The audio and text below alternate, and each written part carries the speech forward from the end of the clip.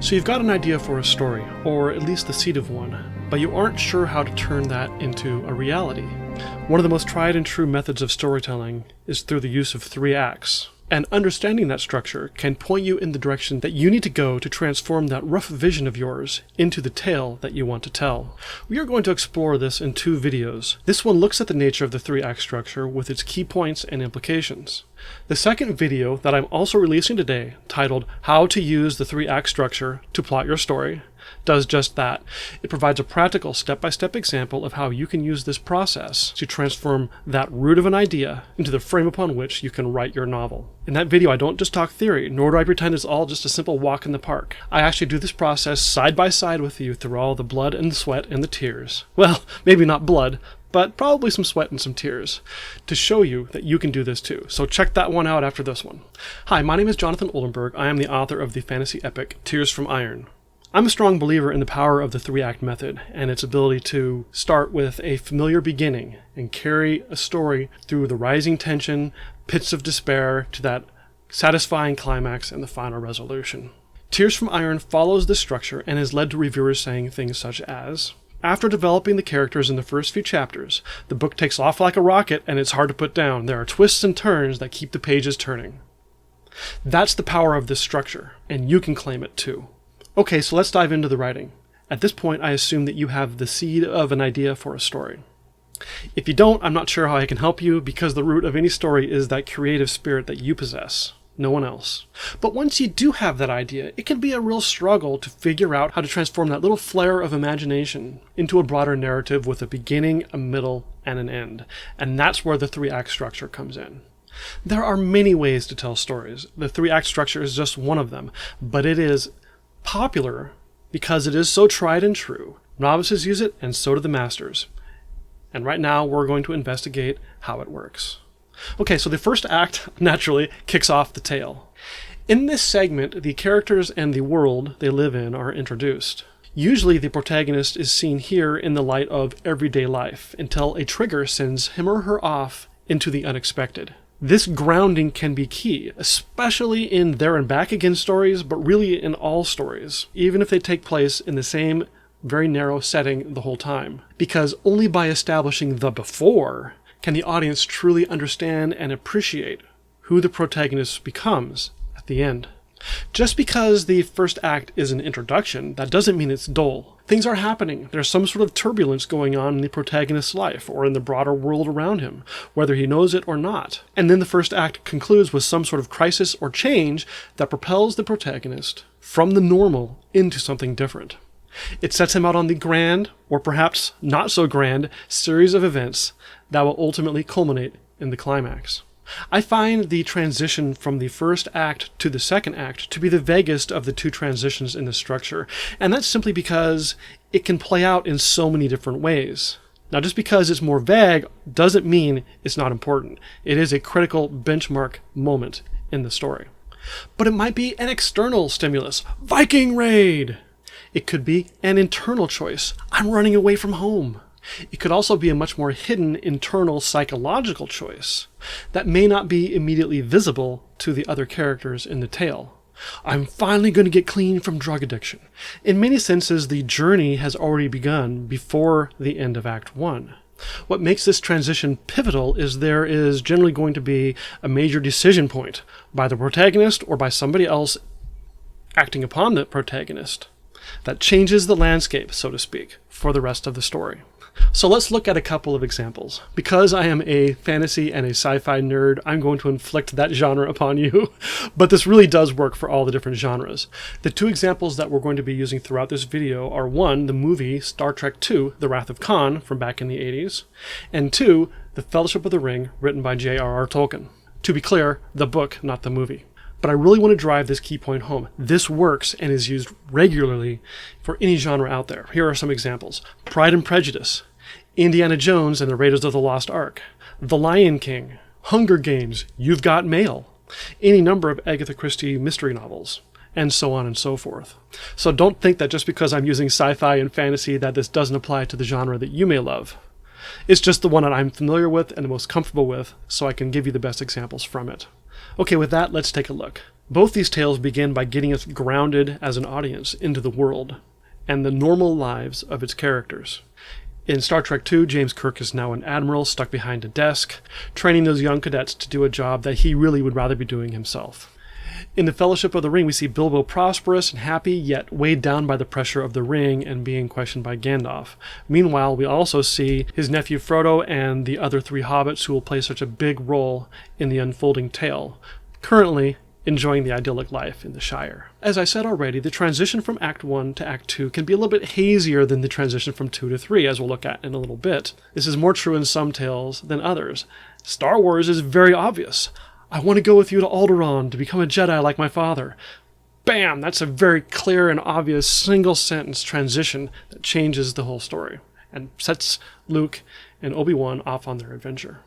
But I think in Star Trek II it is when Carol Marcus calls Captain Kirk and demands to know why he's seizing the Genesis device. He is not, of course, and that begins the mystery and then the ensuing crisis that unfolds. This also propels Kirk into a decision. Should he take command to lead a ship of raw recruits into a potentially dangerous situation? It also triggers the core plot, Kirk versus Khan. For the Fellowship of the Ring, it's even more vague. One could argue that it happens when Frodo and Sam and Pippin set off from Bag End on their own because Gandalf is late. Personally, I wouldn't place it that early, even though the travel of the travelogue starts at that point. The real bridge, the real critical decision point hasn't happened yet. I'd set it in Crickhollow, where the conspiracy is unmasked. Merry ends up joining the 3 other hobbits, while Fredegar stays behind. And then they leave the Shire proper and go off into the wilderness, the unknown, alone. Yes, they've already had some adventures, with the Black Riders no less. But as I said, Act 1 isn't boring. Act 1 isn't absent action. It is a pivotal moment, though, that bridges Act 1 to Act 2, that changes the course of the tale, and also oftentimes includes the protagonist taking agency and making a decisive act that, without that decision, would change everything. In the Fellowship of the Ring, it is pivotal because they decide, on their own, that they must set out alone without Gandalf. They have seized upon a decisive point of personal action. The second act is the core part of your story, and it's also generally the longest, as we'll get into in a moment. It is where the choice made by the protagonist at the end of Act 1, or sometimes events forced upon the protagonist from the outside, causes the end of the status quo and everything that entails. While there can be and should be action in Act 1, like I said, Act 2 sees that action rising in frequency and intensity. Themes are developed. The protagonist and probably some secondary characters begin to grow and change as a result of their experiences. Usually around the middle of the novel, there is a significant turning point. For example, maybe the protagonist made a stupid choice that set him off on his adventure. And at this point, he comes to realize that fact, and that leads him to another critical decision point with options, such as 1. Change tactics. 2. Try to return to what was before. 3. Double down on the decisions that have already been made, because even if they're flawed, he's committed now and has to make the best of it. And there's probably other possible options as well in this example. But this is only one kind of turning point. Whatever it might be, it provides a prime opportunity for massive character growth, a rapid escalation of tension, and a deepening of whatever stakes might be at play. The end of the second act is my favorite part of the story because this is when everything blows up in the protagonist's face. Do I love it because I'm cruel? No, I love it because this is that moment that everything has been building for, where the protagonist faces that great challenge within himself, usually, and it transforms him into whatever he's going to become in the climax and through to the resolution. It is in some ways the most powerful moment in a character-driven story. It is a moment where everything goes wrong, and whatever the protagonist is reaching for suddenly appears to be utterly out of reach. It is the lowest point in your hero's personal journey, and when that character arc gets its greatest test. I like to describe it as the pit of despair. While this pit can be many possible things, it almost invariably includes a psychological, mental element where the character must own the problem and decide whether or not he has the fortitude, the courage, the grit to fight on anyway. The depth of this pit will vary heavily depending upon the genre and kind of story that you're telling. Rom-coms have, shall I say, a notoriously shallow pit of despair, usually where the heroine misinterprets something about her love interest and runs off in a rage before he has a chance to explain himself, and if she'd paused, it all would have been solved. But that's part of the genre, after all. Other stories, other genres can go deep into soul-crushing despair, where a world of only darkness appears to lie ahead, if any world continues to exist at all. This is the greatest opportunity you'll have to hit your audience in the feels, as they say. So let's go back to our examples and look at Act 2. The mid-tale turning point of Star Trek II is that first battle between Kirk and Khan when the Enterprise is crippled. The ship is damaged, the crew is bloodied, and survival is now in doubt. But they've escaped Khan's clutches, for now. The pit of despair leading into Act 3 is much more clear than that transition from 1 to 2. It is when Kirk and a few of his companions get marooned, possibly forever, in the center of a dead planet. Buried alive, etc. Which closes with Kirk's gut-wrenching cry of, "Khan!"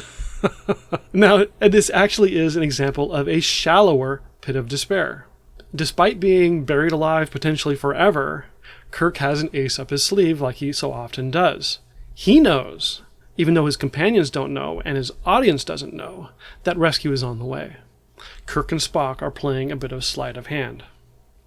In the Fellowship of the Ring, that middle turning point is the Council of Elrond, where all the wise gather together and they learn what the ring is and realize that they have to destroy the ring in the fires of Mount Doom. The single moment where everything changes is when Frodo stands up and says, "I will take the ring, though I do not know the way." The transition to Act 3 is also much clearer. That's when Gandalf faces the Balrog on the bridge of Khazad-dûm and falls, presumably, to his death. At that point, the company loses their wise leader. Aragorn, who has been, well, sort of a secondary leader, but lurking in the background, now comes to the fore and has to make a critical choice. Will he help Frodo and Sam all the way to Mount Doom, or will he turn aside, as was his original intention, to claim his birthright? Regardless, though, with the loss of Gandalf, the entire company is devastated. From that pit of despair, your story enters the third act, where your protagonist, or perhaps protagonists, you don't have to just have one, begin to climb out of the desperate circumstances that they were flung into. It is the girding for that final moment, the part of the tale your audience has always been yearning for, the climax. The climax is when your protagonist faces his ultimate test by taking on the primary conflict of the tale. All cards are on the table, win or lose. It is the point of highest tension. In addition to a climax of plot, this is generally going to be the climax of your character arc and also your thematic arc. Speaking honestly, this is the critical moment where you decide whether you're going to thrill your audience or tick them off, so you have to be careful on how you deliver.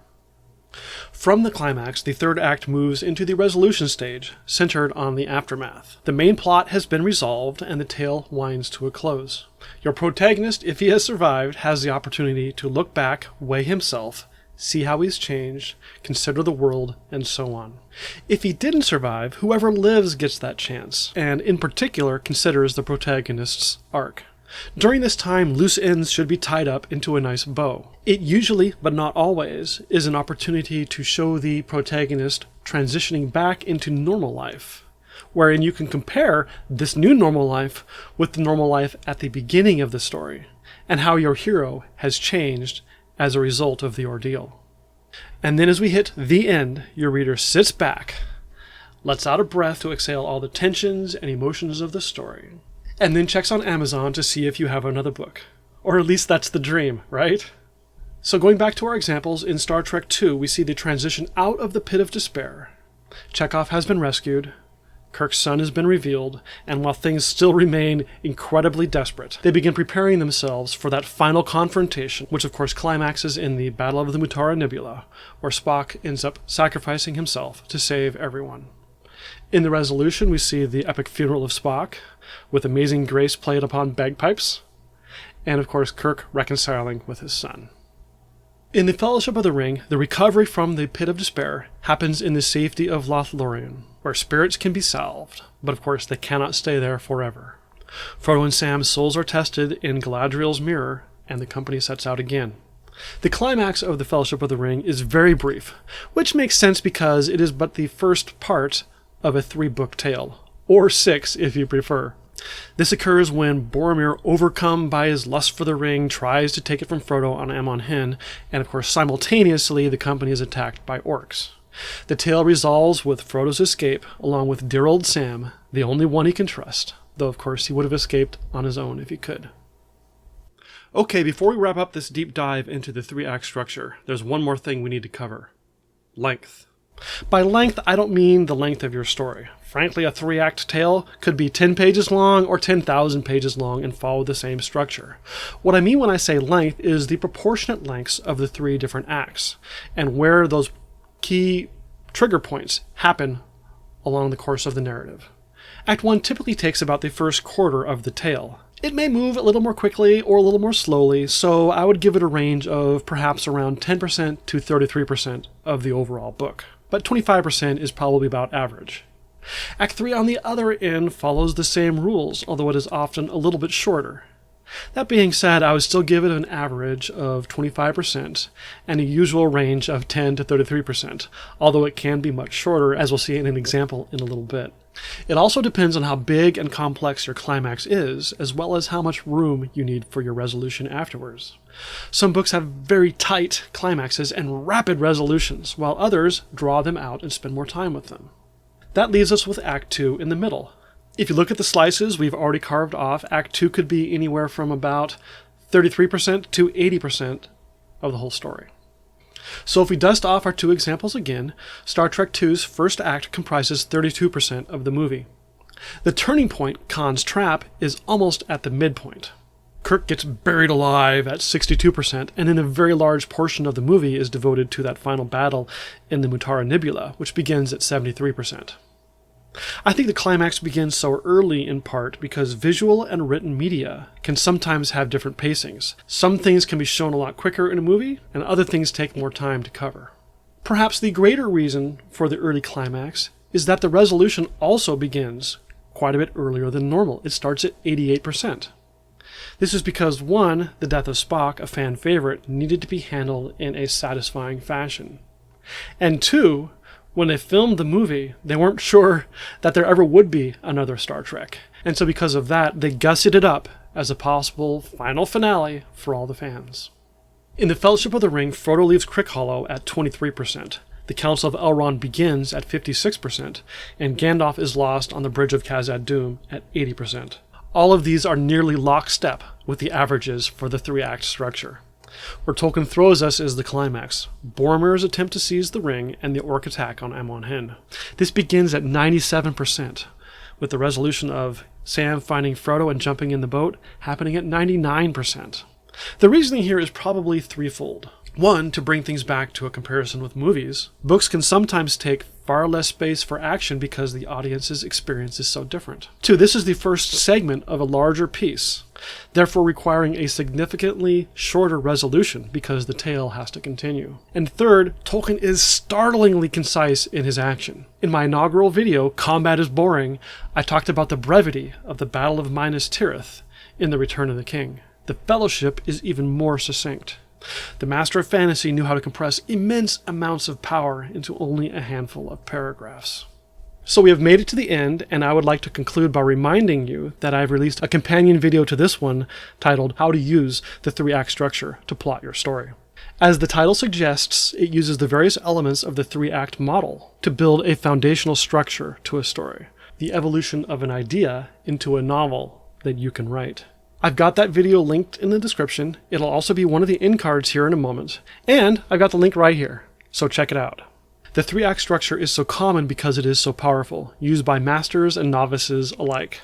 In it we see the establishment of the protagonist's normal life, his embarkation on the tale's plot, a turning point, and then a descent into a pit of despair where everything goes wrong, before rising to a climax that weaves everything together, and then wrapping up with the final resolution. And so we have met that point here in this video as well. If you like this kind of content, please like and subscribe to see more. I'm currently working on 2 series, one on writing, this one, and another one on world building, and I'm releasing about 1 video a month. Of course, this month I broke the rules and did 2, but in general it'll be about 1 a month, where we dive deep into the concepts, and I work with you side by side to show how to actually put them into practice with no fanciful allusions to it all being a bed of roses, because it is hard, it's work, but it's also rewarding. It is a way to harness your creativity to develop something truly wonderful that you're proud of. Also, I've made notes of the key points of this video that you may find helpful as a reference. You can find it and also those notes for all of my companion videos to this one on my website, jonathanoldenburg.com, and I've got the exact location on that website linked below. With that, I'll say see you in the companion video. Goodbye and have a good day.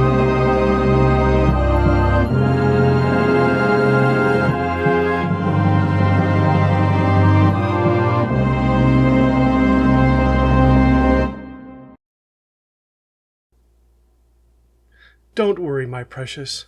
Frodo didn't destroy you. Oh, you're still here.